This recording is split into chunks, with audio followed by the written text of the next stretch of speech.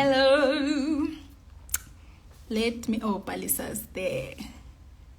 Let's just wait for Palesa to request and then we can get started. There we go.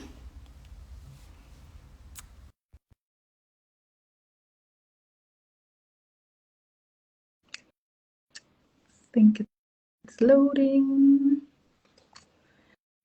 Not the sparkles on my face. There you are. Hi. Hi, How are Palesa. you? I'm good. How are you? I'm good. Thank you. I can't Nice to see you. see you. Lovely to see you. I can't see you anymore. You can't see me. Yeah. John Cena. I can see you. That's so Maybe weird. we should just carry on. Yeah, I can't see you, but I can see myself. So maybe let's just carry on. It's fine. Oh no, you need to see this beautiful smile. Let's see. Let me just ask the people in the comment. Can you guys see both our faces or can you see one face?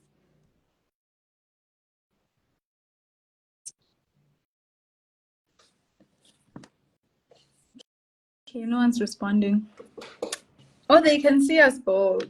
Yeah, I can see us both. Let's continue. Okay, cool. No problem. Thank you to everyone who has joined, and thank you to you, Palesa, for coming through. I think Palesa is now frozen, actually. Yes, she has frozen. But I'm just going to introduce her quickly while I text her to tell her that she's frozen. So Palesa is an author. She's a speaker and she's also a mental health advocate. She has a beautiful book that she's written, so she's also an author. The name of her book is called The Layers of Holistic Healing. I think she's requesting again. Let's try again.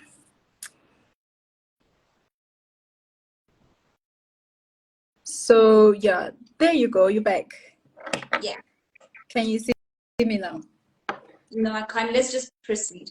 Okay, cool. So I was just letting everyone know who you are, that you are an author, you are a mental health advocate, and that you are a speaker.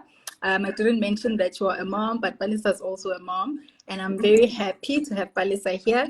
Her book has been keeping me very busy. It feels like I'm watching a Netflix series, and I keep pausing, and then I watch again, and then I pause. I actually stopped because I'm like, I need to pause because my emotions are just going up and down. But thank you so much to you, Palesa, for joining us. Would you like to share a bit more about yourself, the reason you wrote the book, and then maybe something else that I didn't mention that you think our people would find interesting? So am I audible? Yes. I wrote the book, The Layers of Holistic Healing, because at the time when I was ill, I didn't have answers to the questions that I had. So I just had a vision, my instinct told me one day that, hey, document this journey. It will be valuable to somebody. You might not be alive tomorrow. It might bring closure to your family. Or if you actually do overcome this illness, it will be a testimony and you'll be able to bring hope to other people who are in hopeless and helpless situations because of ill health or stress or just feeling overwhelmed by life. That's so interesting. Would you like to share a little bit more about the illness or illnesses that you had? Because a lot of people haven't read the book. So when I was in first year of university, I was in a minor car accident. I got a whiplash. A whiplash is an injury to the neck. Unfortunately, I did not get the correct diagnosis or treatment on time. So this ultimately resulted in me living with chronic illness, chronic pain, migraines, until ultimately I had memory loss and I couldn't function. I couldn't be myself. And then ultimately, I had to pause my studies to focus on my well-being. It's so interesting that you lost your memory, yet your book is so clear. And remember, I asked you how you remember. I mean, I've never had a car accident and my memory isn't good as yours. So how is that? Have you always had a good memory or did it happen after the accident? So it's not so much about the memory. I grew up with a mom that wrote everything. My mom had a journal. My mom wrote Oh. me letters since I was little. So I've always written, I've always documented things. My grandfather had photographs of every single milestone and moment. So I grew up in a family where we capture memories in real time. So that's what I know. I know how to, in this moment, if I feel something, if I think something, if I see something, I write it down or I take a picture or a video. So I didn't so much have to remember. I just had like lots of journals from over the years where I was capturing things.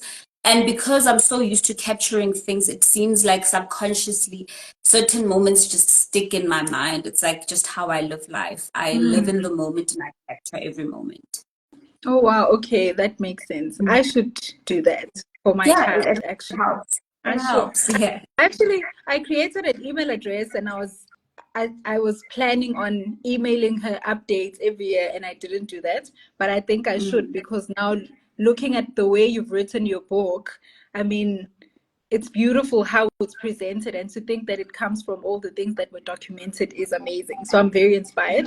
I'm gonna move on to the amazing Bible verse that you've quoted in your book, in the very beginning of your book.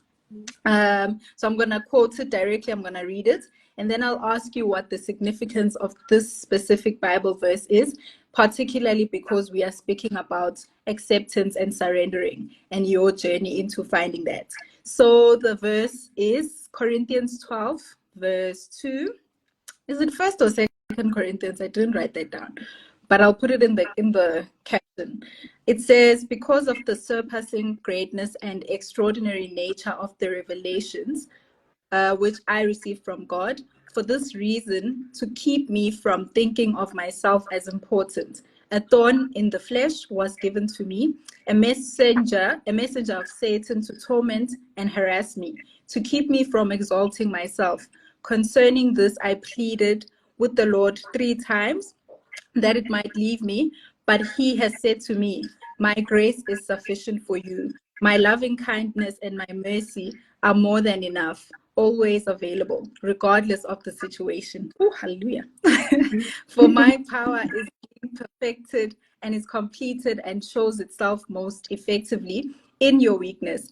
Therefore, I will all the more gladly boast in my weaknesses, so that the power of Christ may completely enfold me and may dwell in me. So I am well pleased with weaknesses, with insults, with distresses, with persecutions, and with difficulties for the sake of Christ. For when I am weak in human strength, then I am strong, truly able, truly powerful, truly drawing from God's strength. I mean, we can close and go home after this verse. Literally. Yep. Yep. Ah, I even feel hurt. So tell us a bit more about the verse and how this verse has played a role in your healing journey. Um, so I'll just take it back to the day of the incident. I remember as soon as I heard that bang and I realized that everything was upside down, I was so scared. I did not want to be weak. I thought of my future, I thought of my plans. I did not want to die. Um, and I was like, God, I just need to keep moving because if I sit still, I Yes, don't know, I might be yes. so I was so afraid of being weak that I just kept moving. I remember that the paramedics, there were lots of people there trying to help me, but I just kept on moving. I kept on running. I was like, not me. That did not happen to me. They were like, lady, were you just not in that crowd? I was like, no, not me, babes. And then I just proceeded to walk to the library. And then I told my mom. So it just makes me realize that I did not want to lose control. I was not comfortable being weak because I suppose at that time my faith was small, or my fear overcame my faith. And I did not know this verse when I was going through that. However, when I Yes. was done with the book, it's a revelation that I felt like, let me put it here in the beginning, because if someone is reading it, I would love for them to understand, as Christians, as people of faith, what does weakness mean? Weakness means we make room for faith. We make room for Jesus to step in and carry us. And I struggled so much to accept the situation. because I did not want to fall. Yeah. I did not want to die, and I had nothing to rest on. I had no faith to lean on at that time. So now Mm. that I know better, I've learned that in times of vulnerability, instead of trying to look to myself to be strong and to keep going, I should just lean on my faith and cry to Jesus to just carry me and help me. Sure. And I think in the book it says you were writing an exam on the day. So you were just like, I don't have time for this. I I need can't to go study study for and free. write. Exactly. I mean, it takes so much effort to study. So there's no way this car accident is going to stop me from writing. And I Exactly. mean, obviously, your journey in studying and how you even got to university, I think because I have the background of how much effort and things that happened at home, you losing money to pay for the fees, and how you actually ended up having the opportunity to study. It makes sense for you to first instinct think, I need to go write this exam because I need to pass and I need to get this degree. So I can only imagine how this accident led to you having to put that on hold, you know? Yeah.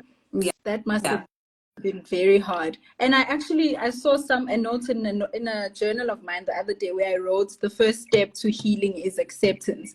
And for a long time, the longest time, every year when I would write my New Year's resolutions, I would write that I need God to help me with acceptance.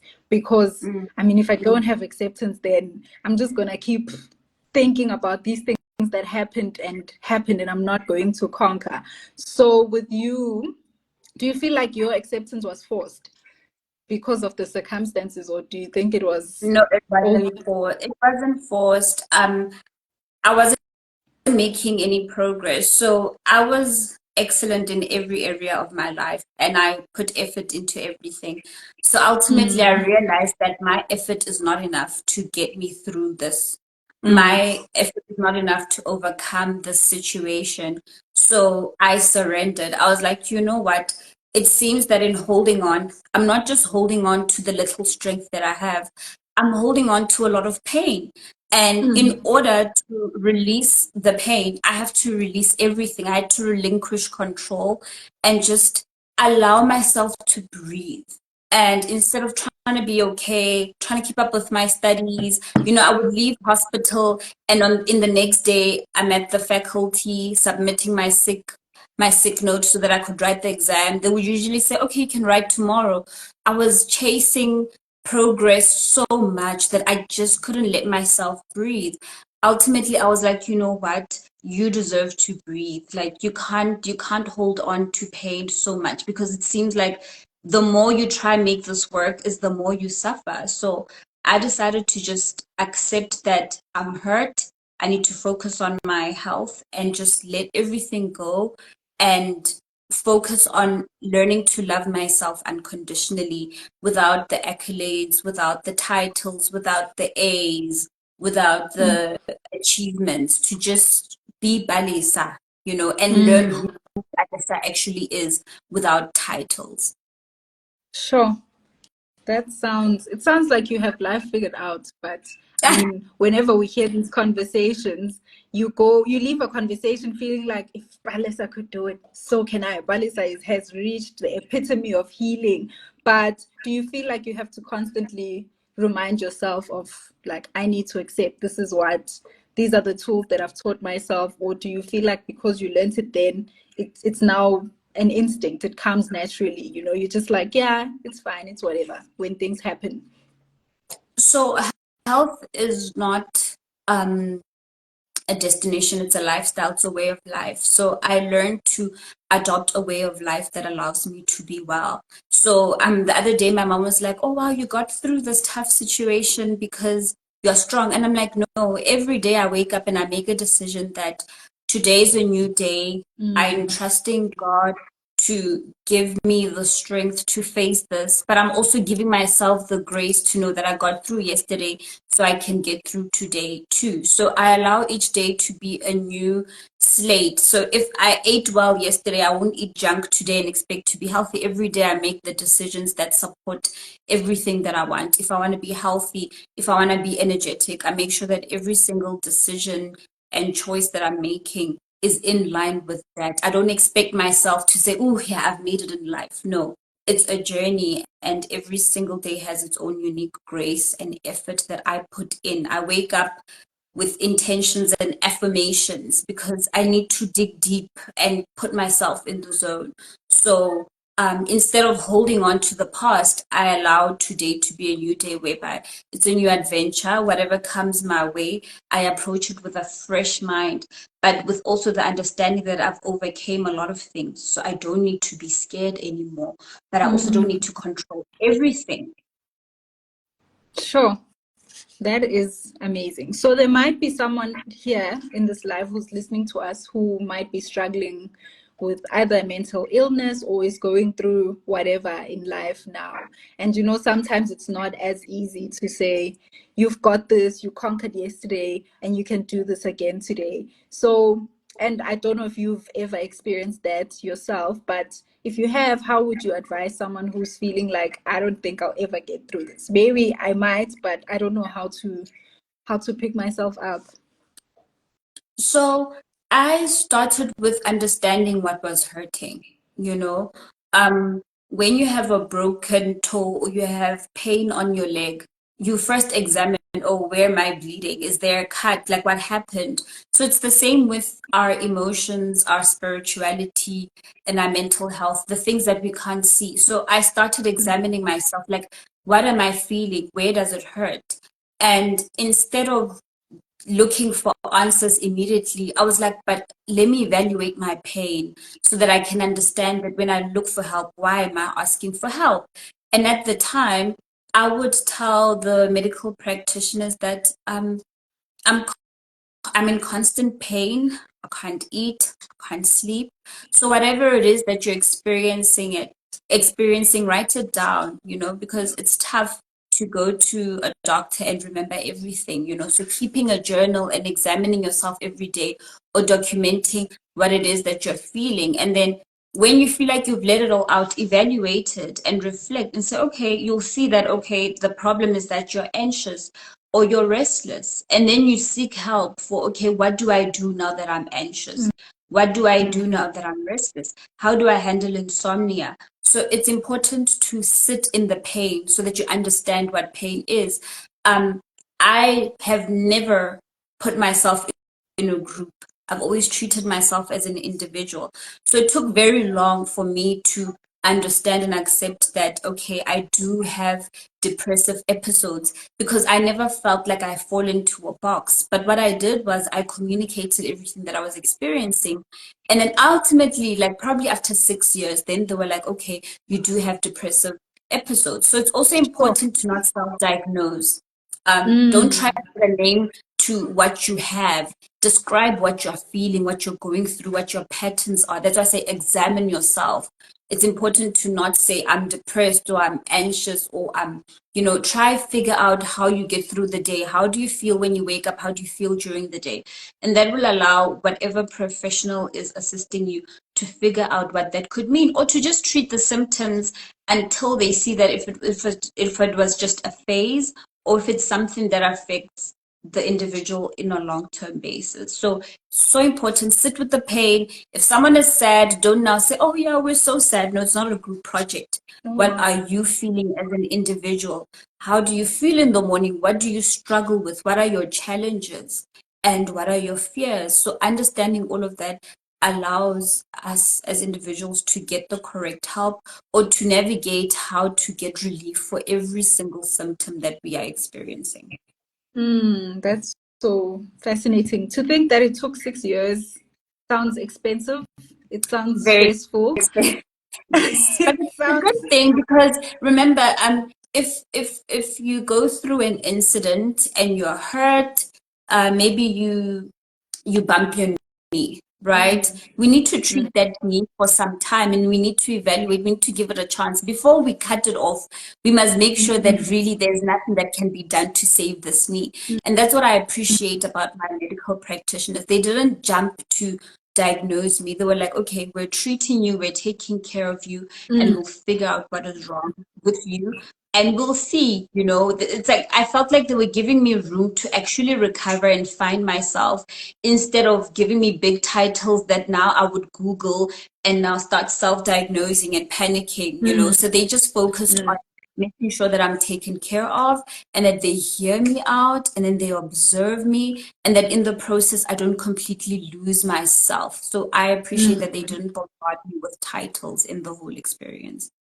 Oh, that's so interesting. I know a lot of people that I've spoken to who have suffered or struggled with chronic pain have mentioned that they would get invalidated. They would go to a doctor and the doctor wouldn't find anything wrong, and they'd go home feeling like, I know that I'm not crazy. I know that I'm experiencing this pain and this person is not helping me. But it sounds like your journey, you had a better experience. I don't know if this is now towards the end or if you ever felt like your pain was invalidated because the doctors couldn't see anything at all. I didn't have it better, I thought. If I felt like a doctor wasn't speaking the same language as me, I would move on to the next. There are a million doctors in this world, so I'm not going to allow one person who's not hearing me. For example, I mentioned that I saw a neurologist and I saw a neurosurgeon. The interventions are very different. While the neurologist was treating the migraines, the neurosurgeon wanted to perform surgery. So he first had to ascertain what kind of surgery I needed. So I realized that the progress was much better with the neurosurgeon because he had to thoroughly investigate what was the problem before performing a procedure. And he did perform those procedures. And because he had a more investigative approach, we got to a diagnosis, and the diagnosis was quite accurate. And he didn't even just jump into, okay, we're going to do the most radical thing. He allowed me to adjust and process everything and took care of me. And eventually, when he felt that I was ready, he made sure that his treatment was as intensive as it could be to get some form of result. So for me, I feel like every doctor has their own school of thought. I have about 5 doctor friends, and I can talk about one condition with them, and each of them will have a different mindset depending on what they specialize in. So it's so important to research what a doctor specializes in. Sometimes we have 5 neurosurgeons in the same place. Some prefer to do back, some prefer head injury. So each doctor has their own specialty. So that process taught me to research on what a doctor has specific interest in, instead of just saying, oh, this is a doctor, they're qualified to help me. But I need to know what their personal interests are and what their practices focus on treating instead of just going there and taking whatever it is that they have to offer. Sure. That's so important to mention because firstly, it's a lot, costs a lot to see a doctor, and jumping from doctor to doctor is also can be expensive. So it helps to do the research first and to also not put all the pressure on them, because you might go home feeling like they didn't help you. So thank you. I'm glad I asked that question because I would have left feeling like her journey was perfect. She didn't struggle. But I'm glad you also mentioned that it's important to fight, because we don't do that, especially as Africans. We feel like the doctor went to school for 7+ years, so he or she knows what she's talking about. So I'm glad you mentioned that. Then I just want to speak a little about, I know we have 6 minutes left, the concept of surrender. How would you say surrender contributes to resilience and finding peace in life, and how has that contributed in your life specifically? For me, surrender is letting go of control. It's accepting that we don't have all the answers all the time, and we're open to learning, but most importantly, open to discovery. At the time, I felt like math was the only thing I knew. Like I couldn't see a future outside of mathematics. I was not comfortable speaking. I felt like I was not really good at writing at that point. So I was like, without math, I don't have a career. So by being open-minded, I allowed myself to discover that actually I just never had a story to tell. And that's why I was not good at writing. But the moment I had something to write about, I had all the words in the world and I enjoyed the process. It was fulfilling, it was meaningful. So for me, surrendering is not trying to control everything, having an open mind and being willing to learn new things about yourself, but about the world as well. Mm. Amazing. Okay, then I know also the other nice thing about your book is that you also give tools and techniques. You've also been mentioning journaling a lot. I saw someone here mention that they need to get back to journaling. I think we should, and I also like that you highlighted journaling in a different way, because usually we're taught to journal to heal, but you using it as a more proactive approach. So what other tools, you don't have to mention a lot, but what other tools would you like to highlight for anyone who's watching who says, I don't know where to start? Yeah, for me, it first starts with evaluating yourself. Like, if you have a question about yourself, write it down, make it a project and investigate yourself. What is it that you're feeling? What is it that you want? It's a journey of discovery. And that's the only way we can transform, when we know, okay, what is our starting point?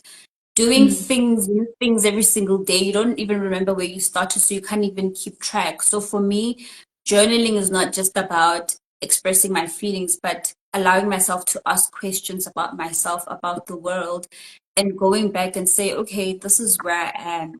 So that helps me to evaluate my progress or my journey, so that I can connect the dots and come to a conclusion, and find answers and realize, okay, the gaps in my life are probably that I'm not exercising enough. So let me start a new journey and let me exercise. So for me, journaling, affirmations, and just self-help tools.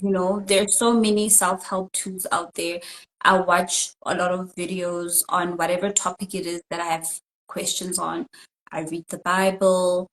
I allow myself to ask questions, and then I seek the answer. And when I have the answer, I then evaluate, okay, has this added value, or have I been narrow-minded and not really applying the answers that I'm getting?